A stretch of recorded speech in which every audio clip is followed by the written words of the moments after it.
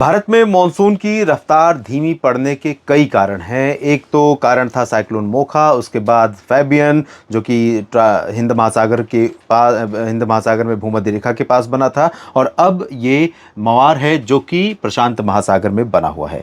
और ये तूफान अब भी थोड़ा सा कमज़ोर हुआ है। इससे पहले यानी कल 26 मई को ये इसकी जो इंटेंसिटी थी वो बहुत ज़्यादा इंटेंस सिस्टम की हो गई थी। टाइफून 5 कैटेगरी का हो गया था और इसके प्रभाव से लगभग लगभग 280 किलोमीटर प्रति घंटे की रफ्तार से हवाएं इस तूफान के कारण यहाँ पर इसके साथ चल रही थी। और इसको अगर आप रिलेट करने की कोशिश करें भारत के समुद्री क्षेत्रों से, तो देखिए किस तरह से ये भारत के समुद्री क्षेत्रों, ये बंगाल की खाड़ी का रीजन है, यहाँ की एनर्जी को किस तरह से ये अट्रैक्ट कर रहा है और इस वजह से मॉनसून कहीं ना कहीं डिले हो रहा है। आपको ये भी बता दूं कि अभी भूमध्य रेखा के ऊपर और जो हिंद महासागर का रीजन है जिसमें दोनों सी बेसिन है, ये अरबियन सी है, ये बंगाल की खाड़ी है, और मॉनसून के आगमन के समय जिस तरह की हवाएं आमतौर पर चलनी चाहिए, लगभग लगभग उस तरह की दिशा हवाओं को मिलने लगी है। लेकिन ये उस हाइट पर नहीं है, उस ऊंचाई पर नहीं है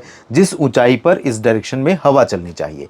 इस लगभग 4 से 4.5 किलोमीटर यानी 600 एचपीए की हाइट पर समुद्र तल से हवा की दिशा पश्चिमी और दक्षिण पश्चिमी होनी चाहिए, और इस तरह से हवाएं आती हैं यहाँ पर बंगाल की खाड़ी से होकर के फिर आगे बढ़ती हैं भारत की तरफ।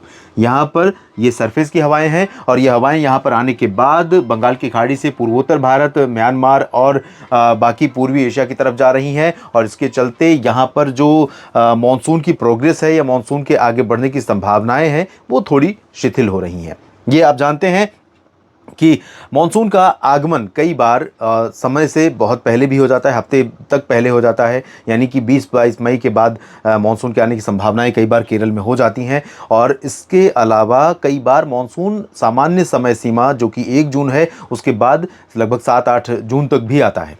फिलहाल अभी इसको देखते हुए मानसून के आने की संभावना मौसम विभाग ने फिर से रिवाइज की है। पहले भी बताया था कि लगभग 4 जून को यहाँ पर मानसून दस्तक दे सकता है। फिर से रिवाइज अपडेट जारी किया गया है जिसमें बताया जा रहा है कि 4 जून के आसपास यहाँ पर मानसून पहुँच सकता है। और चलते चलते इस वीडियो में शॉर्टकट में न्यूज़ मीडिया मंच पर ये वीडियो आप देख रहे हैं, इसमें मैं एक बार फिर से बता दूँ आपको कि केरल में और केरल तथा लक्षद्वीप के कुछ लोकेशन और कर्नाटक के कुछ लोकेशंस में 14 शहर ऐसे हैं, 14 स्टेशन ऐसे हैं जहां पर ऑटोमेटिक वेदर स्टेशन लगे हैं AWS, और उन जगहों पर जो ऑब्जर्वेटरी है उसमें बारिश जो रिकॉर्ड की जानी चाहिए लगातार 2 दिन 2.5 मिलीमीटर से ज़्यादा बारिश होनी चाहिए, तभी 2 दिन के बाद दूसरे दिन मानसून के आगमन की घोषणा होती है। और उसमें भी 60% एरिया कवर होना चाहिए, यानी कि अगर मैं मान लीजिए इस लोकेशन की बात कर रहा हूँ तो इसमें आधे से ज़्यादा एरिया में बारिश होनी ज़रूरी है। ये चीज़ हो गई। इसके अलावा हवाओं की डेप्थ होती है जो कि 600 एचपीए पर पश्चिमी और दक्षिण पश्चिमी हवाएं यहाँ पर चलनी चाहिए, और इसके अलावा आउटगोइंग लॉन्ग वेव रेडिएशन यहाँ पर होता है जो जिसकी दर कम हो जानी चाहिए। 200 मेगावाट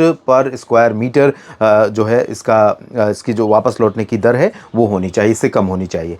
अगर इससे ज़्यादा होती है तो इसका मतलब है कि क्लाउडिंग उतनी, यानी बादल उतने मोटे, उतने घने, उतने थिक नहीं है जो धूप की किरणों को पृथ्वी पर पहुंचने के बाद वापस लौटने में रोक सकें या कम कर सकें।